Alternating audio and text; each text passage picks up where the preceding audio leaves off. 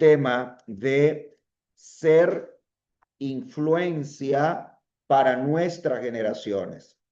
Y este pasaje lo basamos en el libro de Samuel. ¿Se acuerdan que estuvimos hablando de cómo Samuel, habiendo estado tantos años sirviendo al Señor, no logró influenciar a los suyos? Y nosotros podemos invertirnos en la obra de Dios y pasar tiempo en la iglesia y al final lamentarnos de haber perdido a nuestros seres queridos. Y probablemente esto es una de las historias más tristes que yo leo en la Biblia, de un hombre tan extraordinario como lo fue Samuel, juez, un sacerdote de excelencia, un hombre que la Biblia dice que la palabra que salió de su boca no cayó a tierra, sino que el Señor la cumplió, pero perdió una batalla tan importante. Y cuando yo leo esto, a mí me preocupa de que nosotros podamos caer en el error de influenciar a otros y no influenciar a nuestra propia casa. Entonces, el padre, la madre, el líder, debe hacer una revisión, hermano, o debemos hacer una revisión. Debemos de preguntarnos quién va a influenciar a nuestros hijos. Si el pecado, si el mundo, o si nosotros tenemos claro el desafío de influenciar a nuestros seres queridos. En mi caso, yo me siento retado por esta palabra, porque yo digo, caramba, sería el fracaso más grande para un líder que haya pasado su vida sirviéndole a otros y al final pierda los suyos. Sería el fracaso más grande de una madre de que sus hijos no logren ser impartidos y no logren desear bajo ninguna circunstancia lo que usted porta.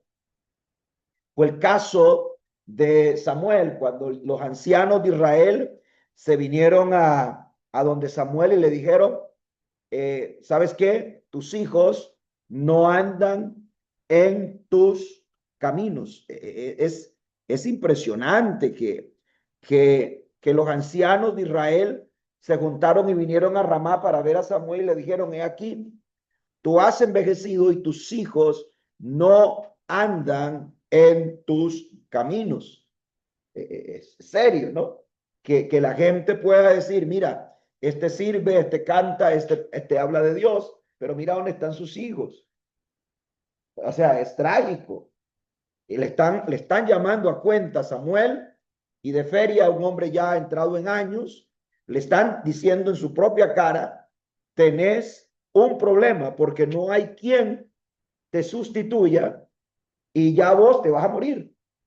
O sea, si por lo menos tuviera alentado Samuel, diría, bueno, yo voy a recuperarme y voy a recuperar mi casa, pero el problema era que ya estaba viejo. Y yo les decía que estamos perdiendo la batalla con nuestra juventud, que cada día más vemos niños jovencitos morir, si no en una moto, otro lo mata a balazos, y es triste lo que estamos viendo. O sea, no podemos nosotros pasar por alto esta realidad. Y qué triste es saber de que un día esos niños estuvieron en una iglesia. O qué triste saber de que esos niños vienen de padres que tenían la posibilidad de hacer algo y marcarlos, pero no lo hicieron. Y entonces para esto es que el Señor nos pone acá, porque el liderazgo, si usted busca la definición, yo creo que John Maxwell, este escritor de los libros bestseller que sacó como las 21 leyes de liderazgo, él define liderazgo como influencia. Por eso mi tema, influenciados. Porque liderazgo no se define de otra manera. Liderazgo es influencia. Si tú quieres ver si tienes liderazgo, mira a quiénes está influenciando. Alguien dijo, si quieres saber si sos líder, mire quién te persigue, quién va detrás de ti, quién quiere lo tuyo. Eso es liderazgo. Liderazgo es influir en otros. Y entonces yo le decía que para mí es tan triste saber de que un delincuente está teniendo más influencia en nuestros jóvenes que nosotros mismos, que una madre, que un padre que pasa más tiempo con su hijo.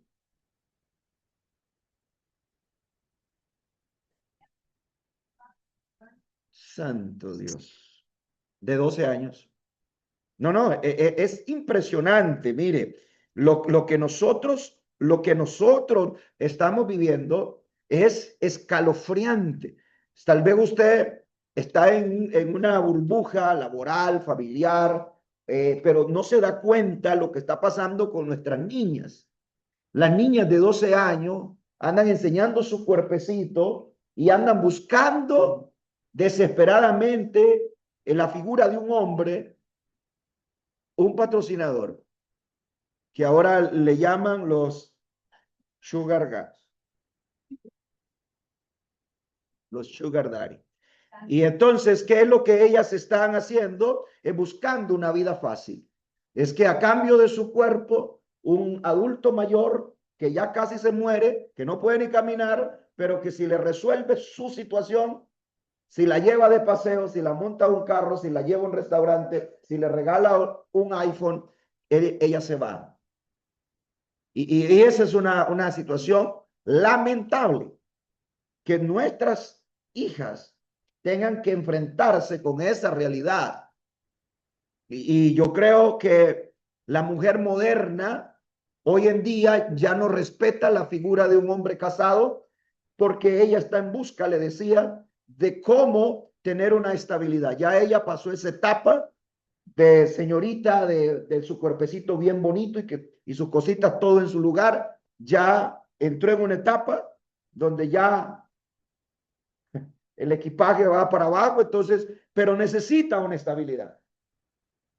Y entonces ella dice, un hombre, no importa si tiene familia, no importa si es casado, ese me parece que califica porque ha demostrado tener familia. Eso es, estamos en una sociedad bastante conflictiva. ¿Y qué podemos decir de los hombres?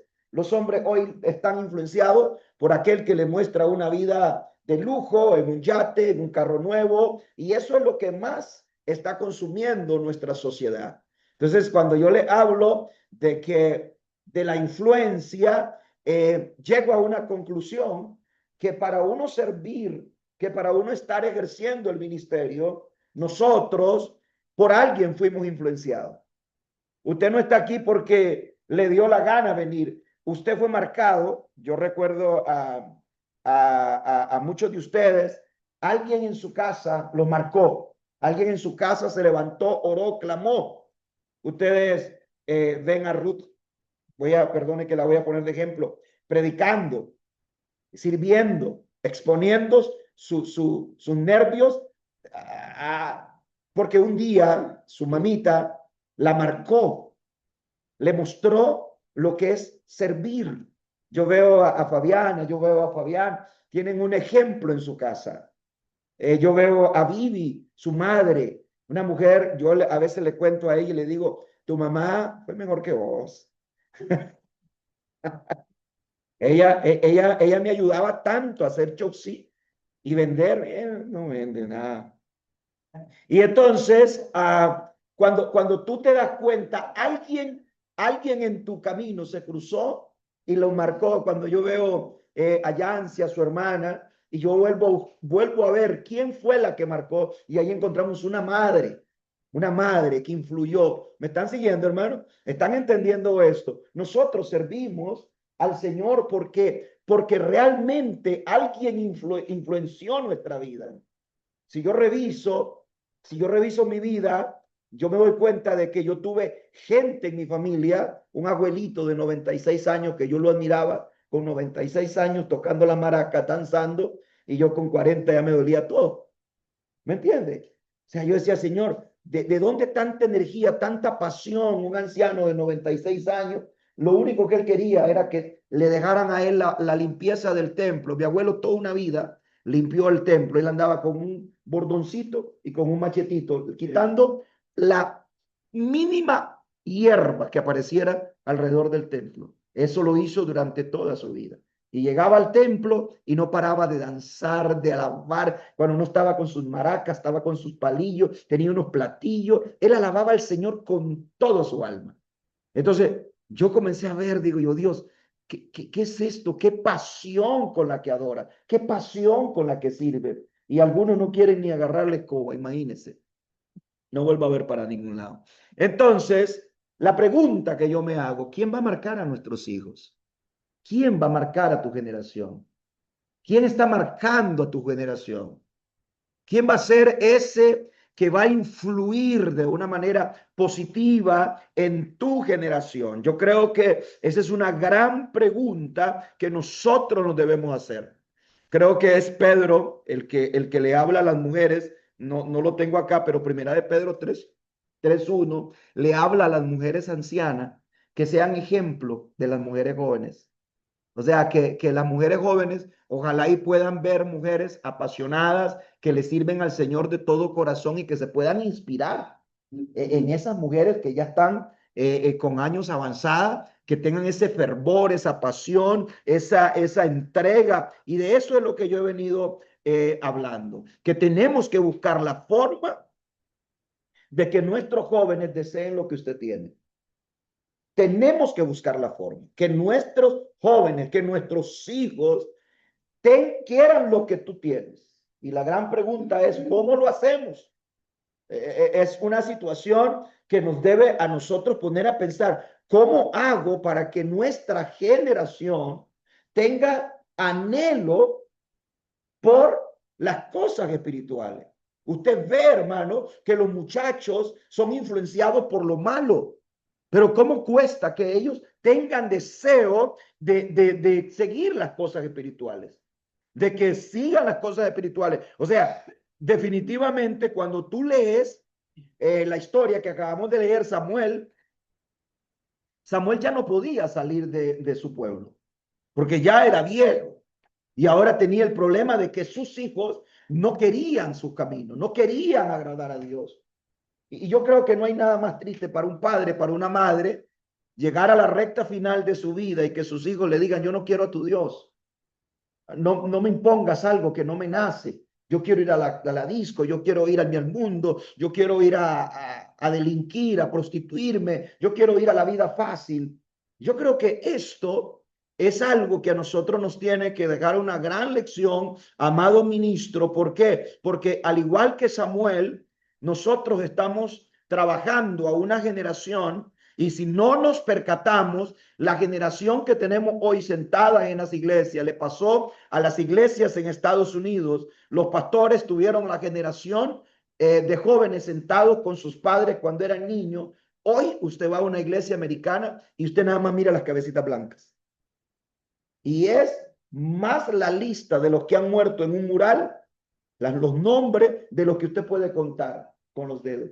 Esa generación no logró marcar a sus hijos. Sus hijos están en el mundo, están viviendo en un apartamento, en unión libre, haciendo de la suya, y no hubo nadie, ni el ministro de la iglesia, ni sus padres en la casa, porque fueron liberales.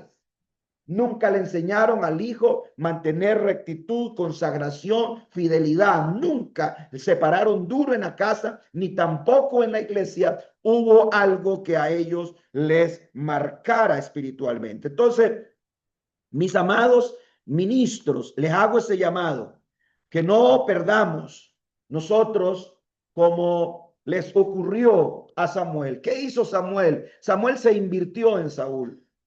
Samuel se invirtió en Saúl y lamentablemente Saúl no fue el tipo de hombre o el tipo de líder que pudo valorar la unción y la presencia de Dios en él. Y esto de verdad es lamentable, hermanos, que nosotros tengamos líderes que no valoren, que no se apasionen y que no cuiden la unción del Espíritu Santo. Saúl tuvo la unción que Samuel derramó sobre él y la Biblia dice que el Espíritu Santo vino sobre él, le mudó el corazón y Samuel experimentó a Dios, pero no le dio la gana cultivar una vida espiritual. Entonces eso pasa a menudo en la iglesia, gente que oye de oración, de ayuno, de ministración, pero a ellos no les da la gana de meterse en ese río. Y una persona que no cuida la unción, de que no cultiva su vida espiritual, podés estar en la iglesia, podés tener un liderazgo, pero no ser influencia de nadie. Entonces, ¿qué pasa acá? La nación cae en la opresión de Goliat y les decía en la lección pasada que apareció un Zaqueo, un pequeño, llamado David, a quien el Señor ungió.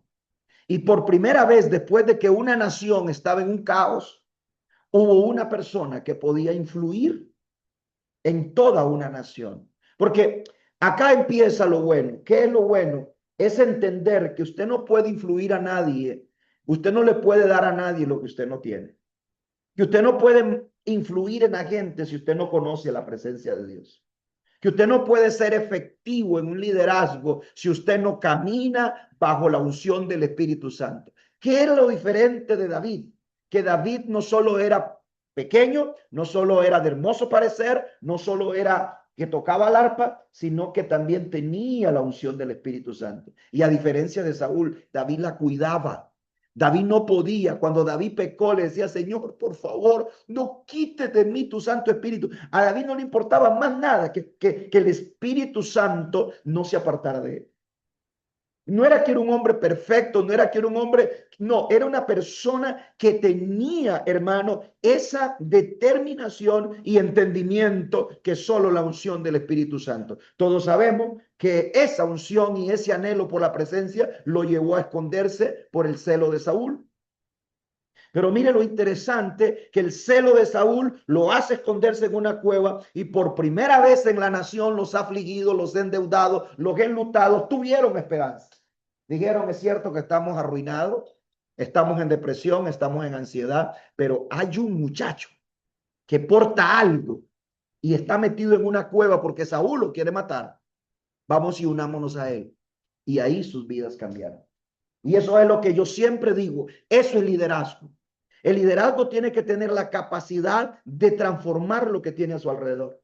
Si tú portas liderazgo y portas unción, pastor, líder, ministro, si tú portas liderazgo y portas unción, tendrás la capacidad de transformar tu entorno.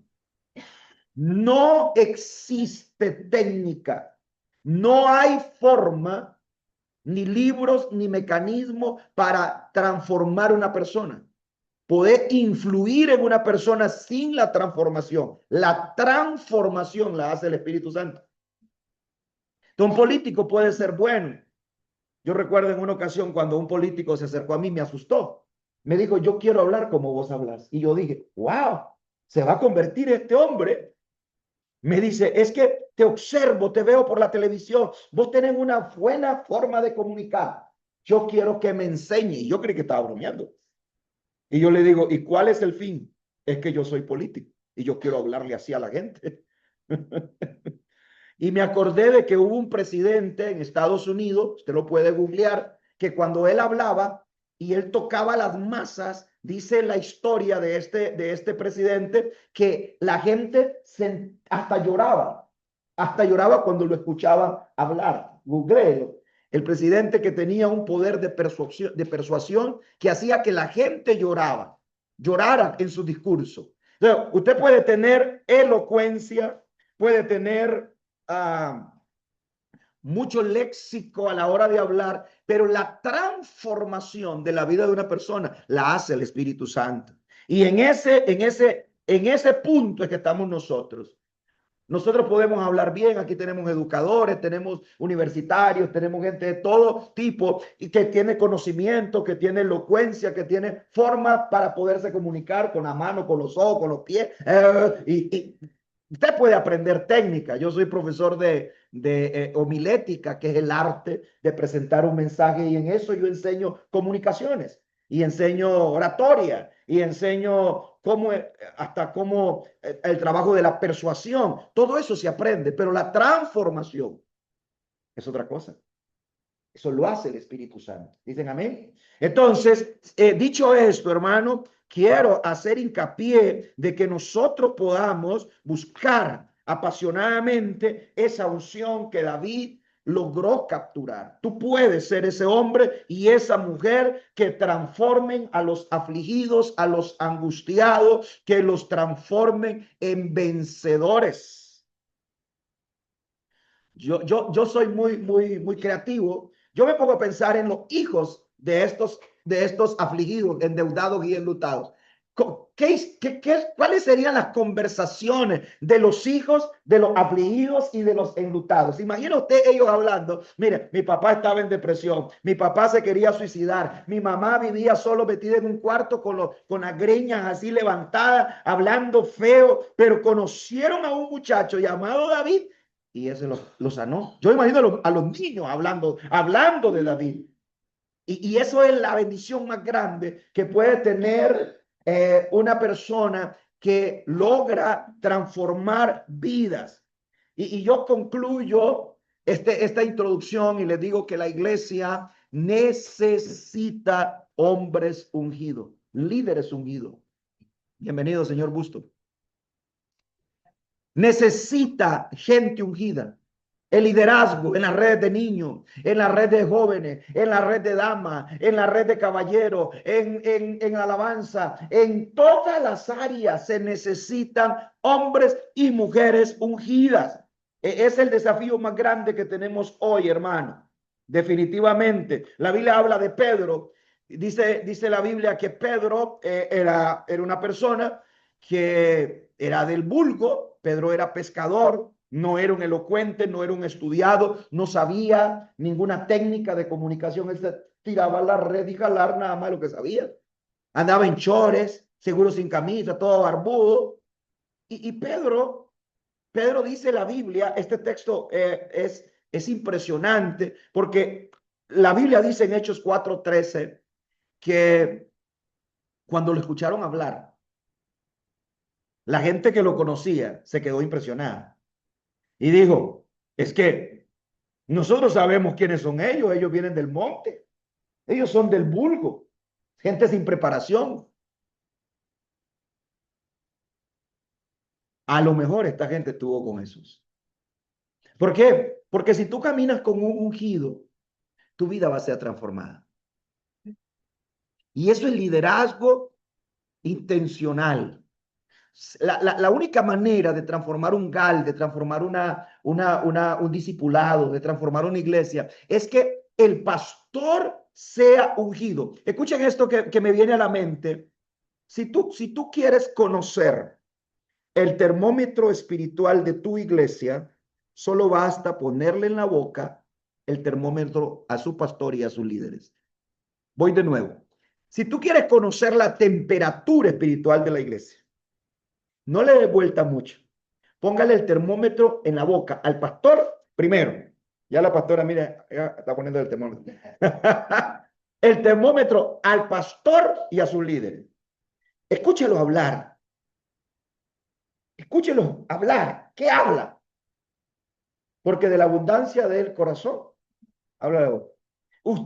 Usted no necesita darle más vuelta al asunto. Para conocer el fuego, la temperatura espiritual de una iglesia, póngale el termómetro en la boca al pastor y después va líder con líder. Y usted se va a dar cuenta que el liderazgo lo define todo.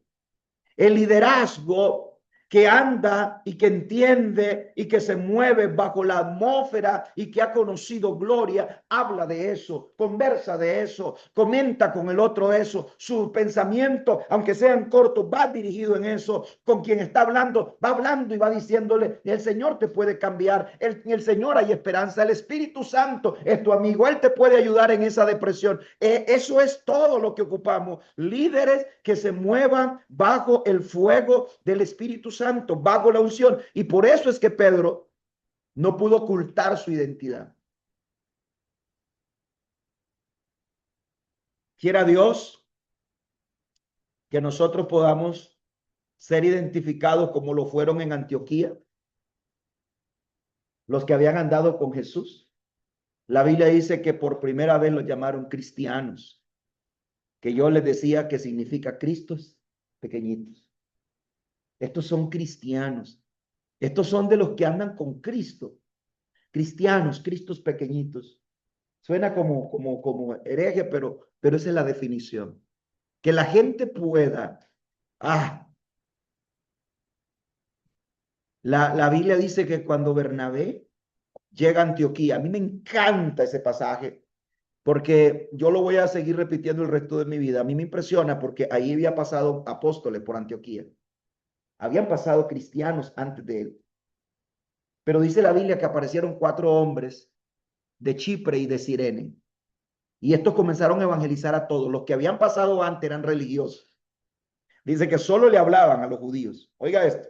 Pero a los de Chipre y de Cirene, que eran unos morenitos, comenzaron a hablarle a todo el mundo y andaban tan ungidos que Dios se derramó en Antioquía. 4 personas que no se menciona el nombre fueron la razón para transformar una ciudad. Y después de ello fue que enviaron desde Jerusalén a Bernabé. Y mire que a quién envían.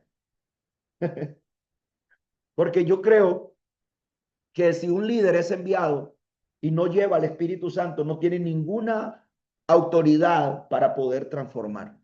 Y cuando yo veo que envían a Bernabé, dice que era un varón lleno del Espíritu Santo. Y con la unción que Bernabé lleva, inmediatamente él dice, wow, esto aquí está tremendo. Lo primero que dice Hechos es que veía la gracia de Dios. Luego dice la Biblia que cuando los miró en Antioquía, los creyentes, dice que vio la mano de Dios. Yo interpreto, esa es mi interpretación, no lo dice la Biblia, que cuando la Biblia dice que Bernabé vio la mano de Dios, es que él miraba la manifestación de los 5 ministerios en esa pequeña iglesia. La mano de Dios para mí en Antioquía era la manifestación porque ahí habían maestros, habían profetas, habían apóstoles, habían evangelistas y habían pastores. Entonces, cuando Bernabé llega, dice el texto, usted lo lee en su casa, dice que vio la mano de Dios. Y él, no conforme con eso, preguntó qué había pasado con la conversión de un hombre asesino llamado Saulo. Y fue Bernabé el que se fue a buscar a Tarso, a Saulo. Recuerden ustedes que Saulo, los apóstoles de Jerusalén le tenían miedo y no quisieron ir donde él. Pero como Bernabé estaba lleno del Espíritu Santo, a él no le importó el currículo asesino de Saulo, porque Saulo mataba, perseguía a la iglesia, quemaba a los creyentes, los arrastraba, los destruía las iglesias. Imagínense. Entonces viene Bernabé y se va a buscar a Saulo. Y la Biblia dice que se lo trajo y los discípulos. ¿Qué le parece? Los discípulos. Y le enseñó por un año con la iglesia a Pablo, a Saulo y a mucha gente. Y fue ahí donde los discípulos fueron llamados cristianos por primera vez.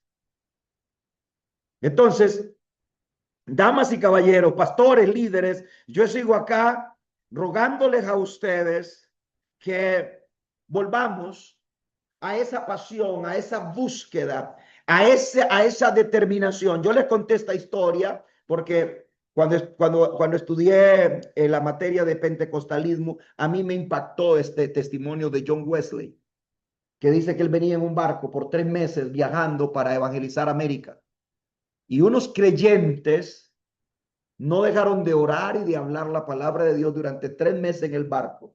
Y él dice esta frase: yo venía a evangelizar América y vine a ser evangelizado por hombres y mujeres en el barco que no dejaban de orar y de leer la palabra de Dios. ¿Cómo nosotros, hermanos, podemos influenciar en una persona? Aunque no esté dentro de tu grupo, la gente te está observando, tu vecino te está viendo, tu familiar te está mirando. Y a veces nosotros perdemos la oportunidad de marcar y transformar la vida de la gente porque creemos que evangélico es nada más cantar y orar dentro de 4 paredes. La Biblia dice que nosotros somos carta leída. La gente en el trabajo está leyendo la Biblia en voz. Tu amiga y tu amigo están leyendo la Biblia en voz. Lo que pasa es que vos le das una interpretación incorrecta a la Biblia con tu vida y por eso no está en la iglesia. Mucha familia no viene a la iglesia. ¿Por qué? Porque la vida que usted vive dentro de la iglesia es una, afuera es otra. Una cosa es en la casa tuya y otra cosa fuera de tu casa. Entonces, no logramos influenciar a nadie, no estamos transformando a nadie. A mí me gusta, nada más busquen el nombre Seymour, William Seymour. Ese es otro hombre que a mí me impactó porque él vino a Gales, donde había un avivamiento, y él en Gales, cuando escuchó y vio lo que Dios estaba haciendo, él regresó a su pequeña iglesia en California y empezó a orar. Y empezó a orar William Seymour, así se llama. Y él era una persona morena, le faltaba un ojo, y él le llegó a contar a los hermanos de lo que Dios estaba haciendo en Gales. Y ahí fue donde, a través de eso que él vivió y que él vio y que él contó, comenzaron a orar y comenzaron a orar y comenzaron a orar. Y fue ahí donde nació algo que se llama el pentecostalismo, el movimiento pentecostal que hoy está en el mundo entero. Hoy nosotros decimos que somos cristianos pentecostales, que quiere decir que conocemos al Espíritu Santo, porque un hombre fue influenciado por otros que oraban y que amaban la oración, la palabra y el estar con Dios. Y él vino y contagió a otros. Y de ahí nació el pentecostalismo. Entonces, damas y caballeros, nosotros tenemos que revisar dónde y cómo estamos influenciando. Y vuelvo a lo que dije. Porque si nosotros no influenciamos a los que nos rodean, lo malo sí lo influencia. Voy de nuevo. Si nosotros no estamos influenciando con el Espíritu Santo, con la oración, con nuestra pasión,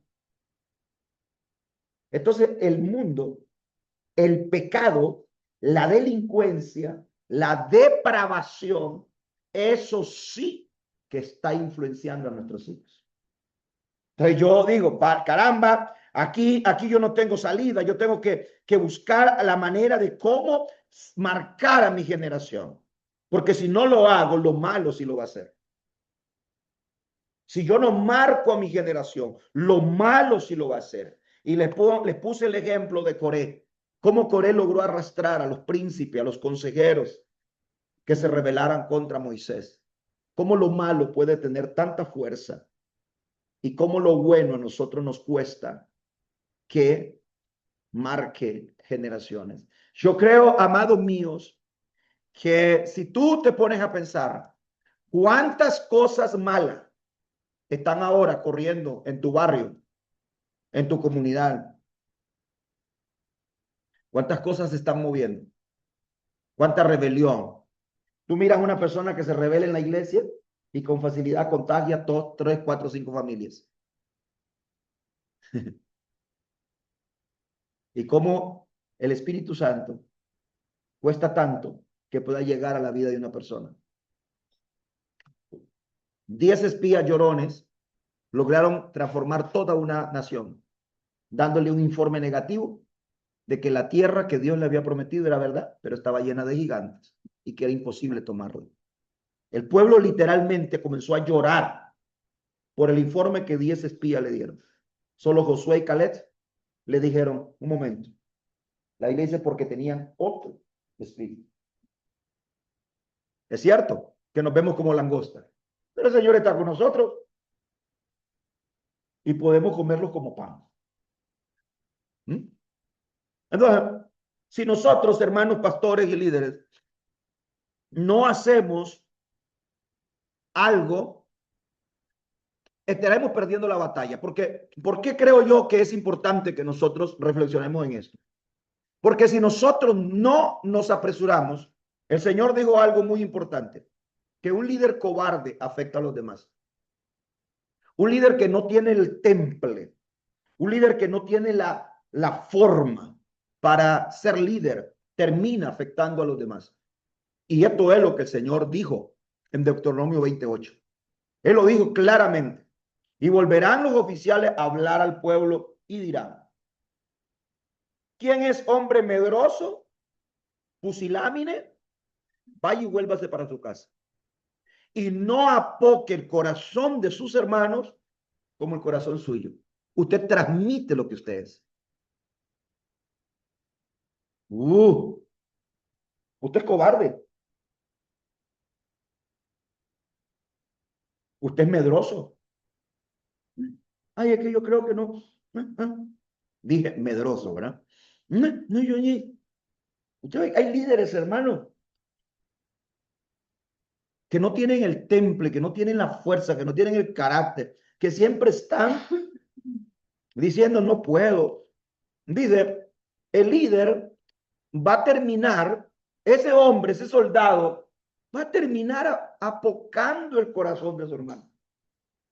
Por eso, no toda persona puede liderar, hermano.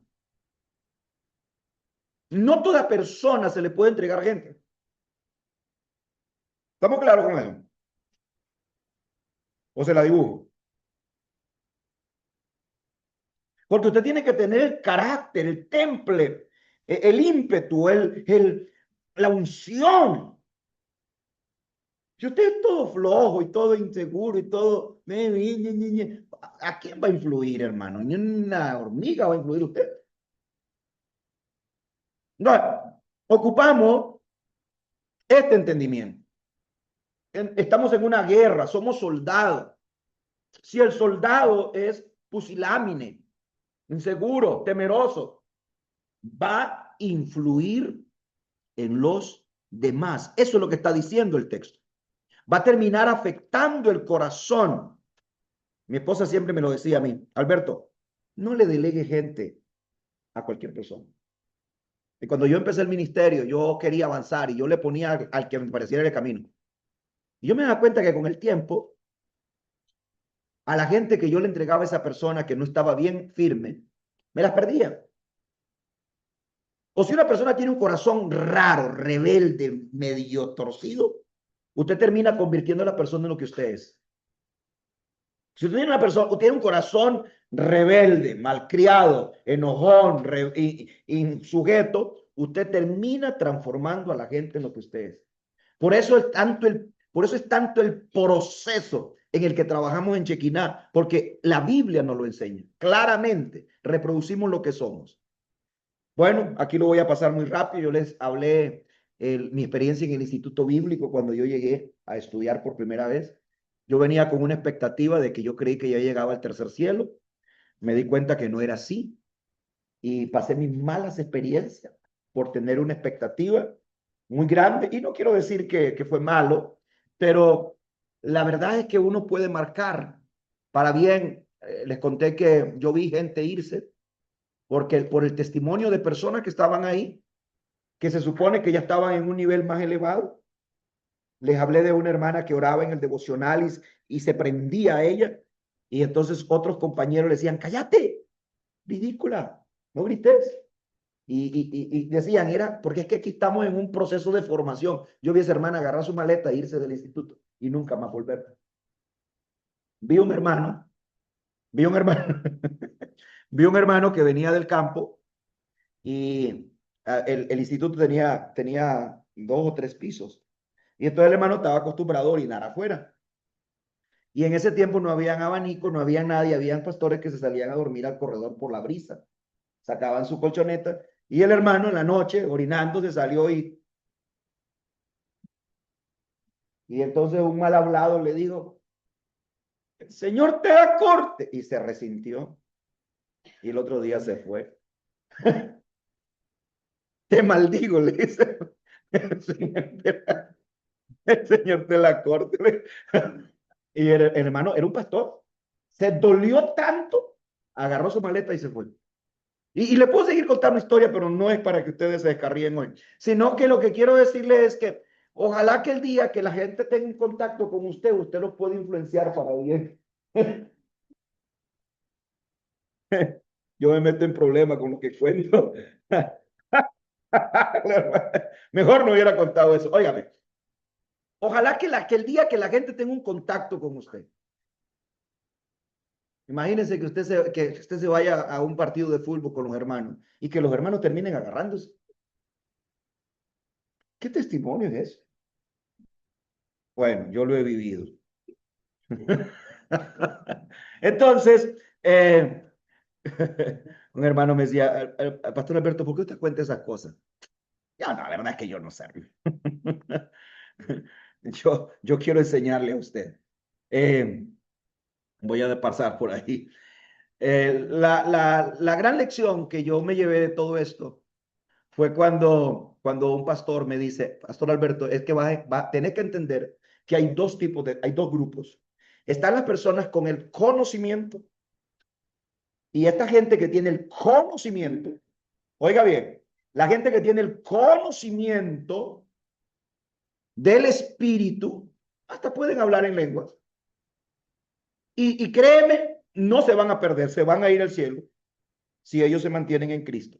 Pero hay otro grupo que son aquellos que tienen una pasión por la presencia de Dios. Ellos son diferentes. Y mi pastor me dice, ve y búscalos a ellos. No te vayas con el otro grupo. Hay dos grupos. Y esto yo se lo puedo decir a ustedes. Dentro de Chequina hay dos grupos. Usted tiene que identificar. Hay unos que tienen el conocimiento, pero no tienen la pasión. Vuelva a ver a su lado. Ahí está. Tienen el conocimiento, saben cantar, saben predicar, saben enseñar, saben cocinar, pero no tienen la pasión. Y hay unos hermanos que no tienen mucho, pero tienen el fuego en su corazón. Y si usted quiere ser una persona del espíritu, no se vaya con el A, váyase con el B. Ya me metí en problemas con Iberia. Porque hay dos distritos, A y B. Pero lo estoy diciendo cuando me refiero es al primero. El primero es el liderazgo que tiene el conocimiento. Él sabe cómo hacer la célula, él sabe cómo hacer la casa de oración, él se maneja la visión así. Pero cuando tú lo miras y lo buscas, no es una persona del espíritu, no es una persona apasionada, consagrada, metida en Dios. No. Entonces, tú no puedes dar lo que tú no tienes. Tú puedes transformar la vida de una persona si a ti te consume el fuego de Dios. Aleluya. Eso no lo voy a contar, pero lo más relevante de esto fue que en el 2020 nosotros vivimos la experiencia más grande que hemos tenido en el ministerio, mi familia y yo. Y yo me amargué, me afecté en mi corazón y perdí la unción. Hasta que un día mi esposa me dice, Alberto, ya no sos el mismo. Antes me encantaba escuchar tu mensaje, ahora deseo que termines. Me dice, así me lo dijo. ¿Qué te pasó? Yo sabía que me había pasado, yo me amargué, me enojé, me resentí. Yo seguí en el ministerio, pero ya con un corazón desviado. Y le cuento esto sin problema porque ya es un proceso que ya pasé, pero se lo digo para su bien. Usted se puede destruir solo. Usted se puede resentir contra su pastor. Usted se puede resentir contra su cónyuge. Usted se puede resentir hasta con Dios por alguna situación que usted viva. Y no hay nada más que te destruya que tu corazón esté amargado. Porque Dios no mira lo de afuera. ¿Qué mira Dios? Él mira tu corazón. Un corazón herido, un corazón enfermo, un corazón que no perdona, un corazón que vive siempre remojando lo mismo. Esa persona está en problema y se lo dice alguien que cuando pasamos ese proceso y yo vi a mis hijas llorar, yo vi a mi esposa sufrir, yo reaccioné como hombre. Y las palabras que salían de mi boca ya no eran de un pastor, era enojo, era ira, era enojo fuerte. Y ahí me di cuenta yo que no estuve listo para pasar esa prueba. Y la mayor lección me la dio José. Porque José fue odiado por los suyos, fue lo vendieron como esclavo a los amalecitas y por 13 años fue olvidado en una cárcel. ¿Y sabe qué dice la Biblia? Que José no se amargó. Y que cuando llegaron sus hermanos a buscar granos a Egipto, él sacó a todos los egipcios para revelar su identidad y decirle a sus hermanos, yo soy José, al que ustedes rechazaron. Si yo hubiera sido José, ay hermano, en serio, ay papito, Ahora sí van a ver lo que es sabroso. Lo que yo viví, ahora lo van a vivir ustedes. Pero José me ganó. No, miren, para eso hubiera sido poco.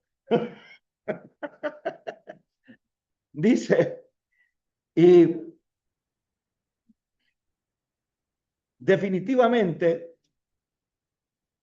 cuando tú entiendes que tú tienes que cuidar tu corazón, hermano, cuida tu corazón. La gente que tenemos llamado, vamos a pasar procesos. Yo le pudiera escribir a usted una enciclopedia de lo que es rechazo, de lo que es calumnia, de lo que es difamación. Yo le podría decir a usted cosas que yo no puedo, no he dicho nunca para cuidarle el corazón a los míos. Porque yo sé que solo hablarlo genera.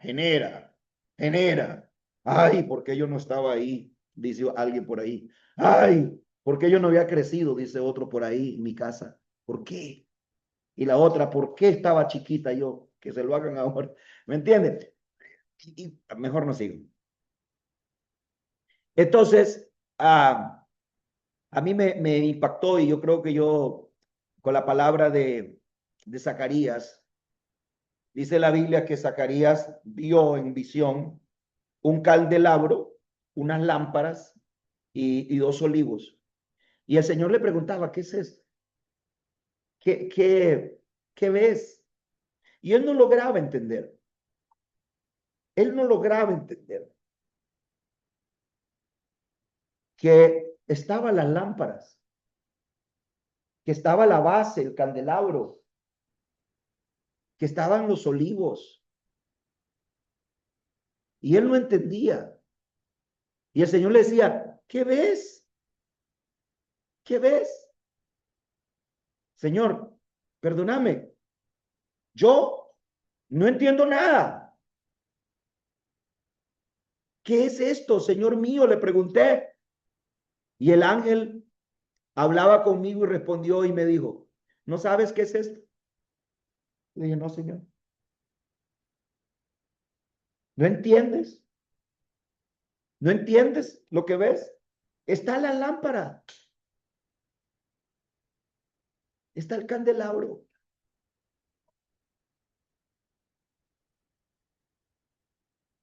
La lámpara era algo que tenía, estaba llamada para alumbrar en el templo. Y la figura que el ángel le mostró al profeta era que estaba todo, pero no tenía el aceite. Y mientras no haya aceite, la lámpara no puede arder. Y esta es una de las lecciones que se debe grabar en nuestro corazón.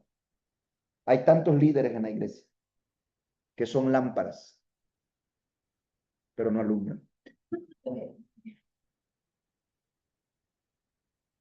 Hay tantos líderes en las iglesias que sus lámparas se apagaron. Y el profeta dice, la palabra que traigo de parte del Señor es esta. No es con fuerza, ni con ejército. Es con mi Santo Espíritu. Señor, ¿cómo? Sí, vos sos la lámpara. Estás en el templo, pero no alumbras. Y es exactamente lo que tenemos ahora. Muchos líderes, pero sin aceite. Sus lámparas no alumbran. Sus vidas están apagadas. Y al no tener aceite, no podés alumbrar donde vas. No podés alumbrar en tu trabajo, no podés alumbrar en tu casa, no podés alumbrar en tu hogar, no alumbras nada.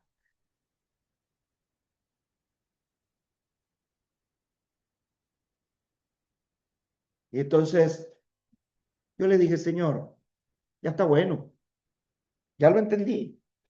Yo no soy tan bruto como Zacarías. Entiendo. Necesito aceite en mi lámpara. Necesito aceite en mi lámpara. Y yo creo que si usted es reflexivo y sensible a la palabra, yo creo que usted y yo debemos decir lo mismo. Señor, ayúdame. Yo no puedo seguir así. Yo no puedo ser un líder en esta condición. ¿Y sabe por qué necesitas el aceite? ¿Y sabe por qué necesitas despertar ahora? Porque al igual que Samuel, algunos de nosotros ya estamos de mediodía abajo. ¿Entendió el término? Ya no somos jovencitos. Ya, ya pasó agua debajo del puente. Y algunos ya nos corrieron ponchados.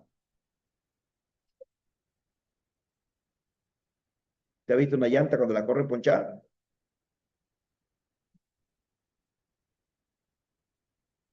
Pastores, usted sabe que algunos ya nos corrieron ponchados. ¿Usted ha visto una llanta cuando la corren ponchada? Entonces, ¿cuál es el problema de Samuel? Volviendo a Samuel, que ya estaba viejo. ¿Cuál es el problema de muchos pastores? Pastores, es que ya te afloreció el almendro.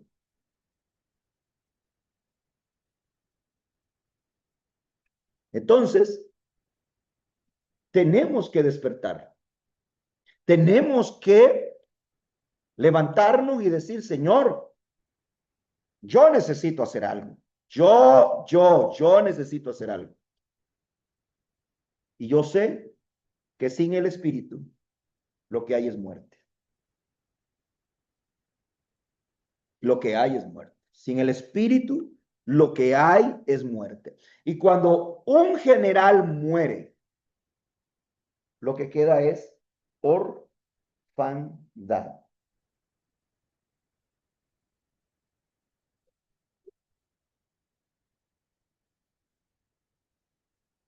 Y esto es lo que se ve en los pueblos, esto es lo que yo percibo en las familias, una orfandad espiritual.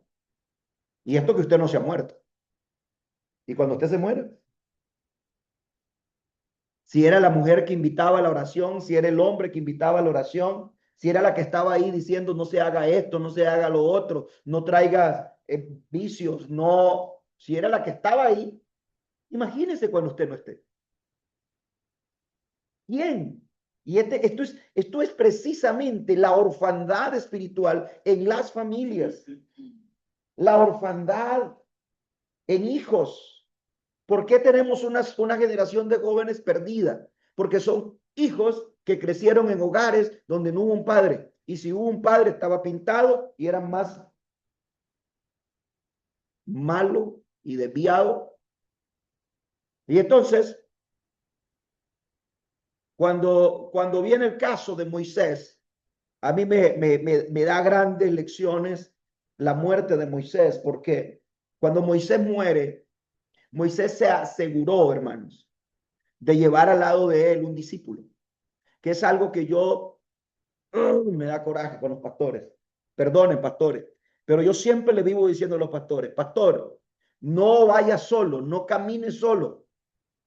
Levanta un Josué, levanta discípulos para que cuando tú te mueras la obra continúe.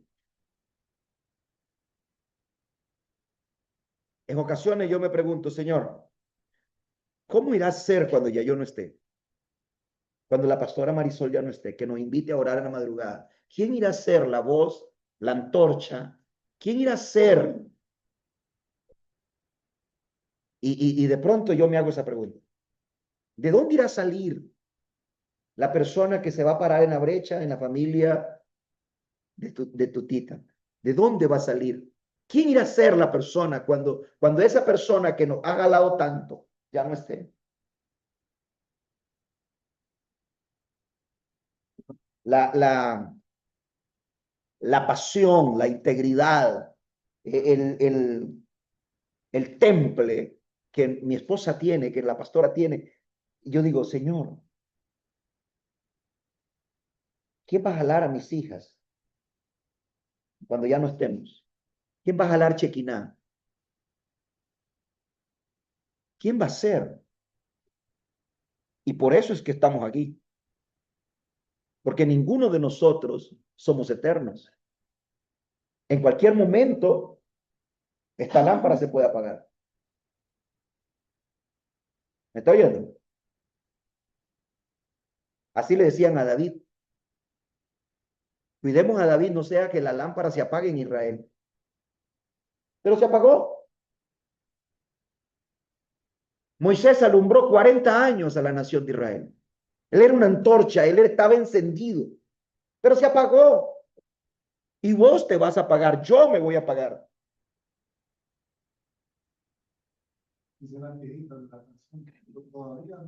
Pero todavía no. Pero me voy a apagar. Y yo quiero que el día que yo me apague, algunos de ustedes, hermano, el día que ya nosotros nos apaguemos, mi esposa y yo, carajo, en vez de llorar, diga, bueno, ¿a dónde cayó el manto? Yo lo agarro. Eso sí, no me envíe antes, ¿verdad? Lo que dijeron amén. ¿Me entiende? Ven, Adrián. Tiene que haber gente apasionada por la pasión, por el Señor, que no necesite que lo empuje, que no necesite que lo ande, hermano, venga a la reunión, venga a orar, levántese en la madrugada con nosotros. Veré eso, hermano. Ven. No tienes que estar esperando que la pastora te llame a las 3 de la mañana. Cae de rodillas. No está esperando, ¿verdad, mi amor? No, no, pues no. No sé qué es lo que les pasa a ellos. No, fíjate. Entonces, cuando usted entiende eso, que usted es una antorcha, entonces Moisés, dice la Biblia, que aconteció después de la muerte de Moisés, siervo de Jehová. Esto me gusta. Que Jehová habló con los líderes de Chequiná, servidores de Moisés, diciendo, mi siervo se palmó, se murió, ya no está, pero ustedes levántense, ¿ah?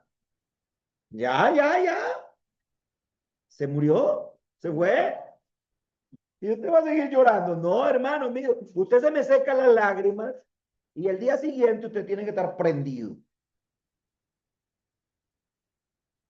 buscando la presencia de Dios. Y le dice el Señor, levántate y pasa el Jordán. ¿Qué es esa flojera tuya? Tú y todo el pueblo a la tierra que yo te doy. Yo os he entregado como lo había dicho Moisés, pero ya Moisés se murió. Todo lugar que pisara la planta de vuestros pies, desde el desierto del Líbano hasta el río de Éufrates, toda la tierra de los heteos hasta el gran mar, donde se pone el sol, será vuestro territorio. Ahí está. Eso yo se lo dije a Moisés. Ahora ya Moisés se murió, ahora le toca a ustedes. Ustedes tienen que tener ese ímpetu. Y le dicen, nadie te podrá hacer frente en todos los días de tu vida. Como estuve con Moisés, voy a estar contigo. No te dejaré, no te desampararé. Esfuérzate y sé valiente. Ahí está la clave. Porque tú repartirás a este pueblo la heredad de la tierra, la cual juré a sus padres que la daría a ellos. Imagínense, hermano, lo que es morirse y que sus discípulos se vayan a encerrar a la iglesia y no salgan más. No hayan más noches de impacto, no hayan más casas de oración, no hayan más gales. Que en esta reunión usted no esté. Que ya no hayan más retiros. Que se haya perdido la visión de las 100 iglesias. No, esa la voy a levantar yo en el nombre de Jesús. Solamente fuérzate y sé muy valiente para cuidar y hacer conforme a toda la ley que mi siervo Moisés le mandó. No te apartes de ella ni a diestra ni a siniestra para que seas prosperado en todas las cosas que emprenda. Nunca se aparte de tu boca el libro de la ley, sino que de día y de noche meditarás en él para que guardes y hagas conforme a todo lo que en él está escrito. Entonces harás prosperar tu camino. Todo te saldrá bien. Es lo mismito que yo les he enseñado a ustedes. Ame la palabra, ame el servicio, siga, conquiste, vaya. Y aun cuando ya no estemos, la obra de Dios avance. Y aún mejor, que haya conquista, que hayan avance, el diablo se esconda y se deprima porque lo vea usted dar vuelta como con más fuerza. Pero la orfandad que dejó Moisés, dice que el Israel lo lloró por 30 días. Qué pérdida de tiempo. Qué pérdida, 30 días, hermanos, llorando. Claro, 30 días, porque se había muerto no solo un líder, se había muerto un líder ungido. Porque no solo se había muerto un líder, se había muerto un líder ungido, que había caminado con el Señor y que había estado bajo la nube de Dios.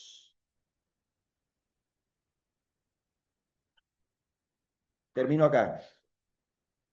Cuando vino la pandemia, y aquí está Kimberly que se acuerda, murió un general, y eso es lo que iba a contar a continuación. En la pandemia murió un general que, le puedo decir con toda sinceridad, su muerte ha sido una de las muertes que más me ha golpeado a mí.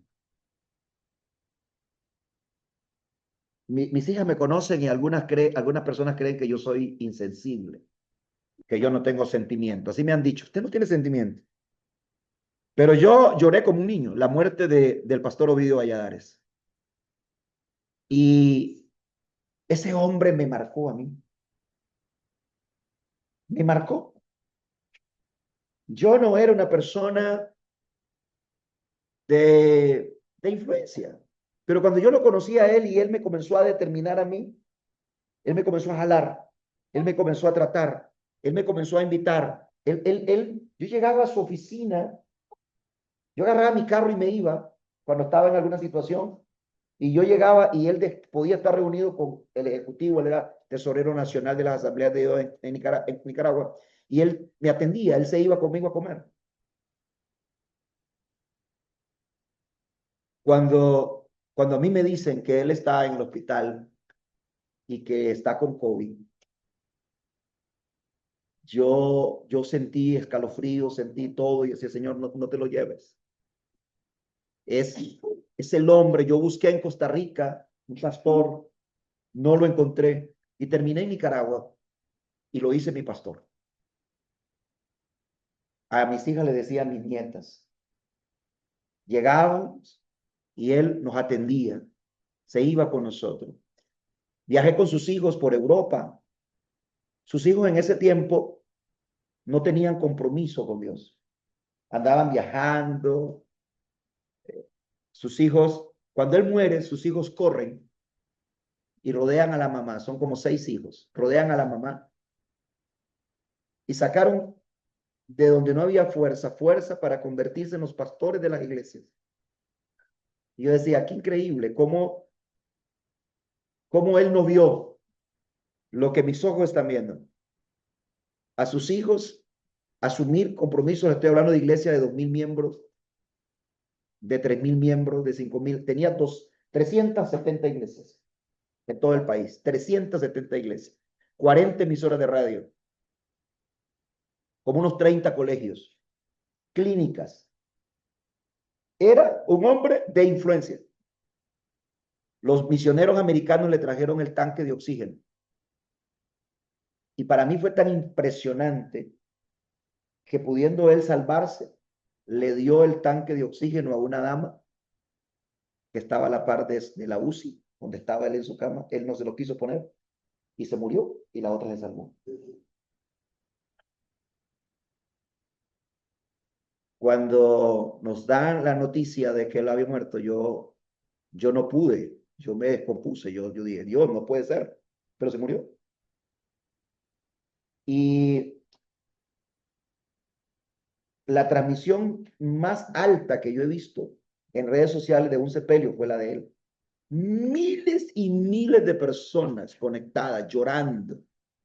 Hasta el día de hoy usted va a Nicaragua y todo el mundo recuerda al pastor Valladares. con amor, con respeto. Yo por donde paso, pero es que por donde paso, yo siempre lo ando recordando. Aquí entré una vez con él. Aquí tiene una propiedad la iglesia. Aquí hay una iglesia. Aquí hay un colegio. Aquí hay una universidad. Ahí hay una finca. Yo conocí todos los rincones donde él me llevaba. Mira, Alberto, compré esto. Me acuerdo que una vez andábamos en, creo que en León, y me dice, no te asustes, dice. ¿Por qué? Porque compré un bar. ¿Cómo? ¿Un bar? Sí, compré un bar. Él compraba los bares.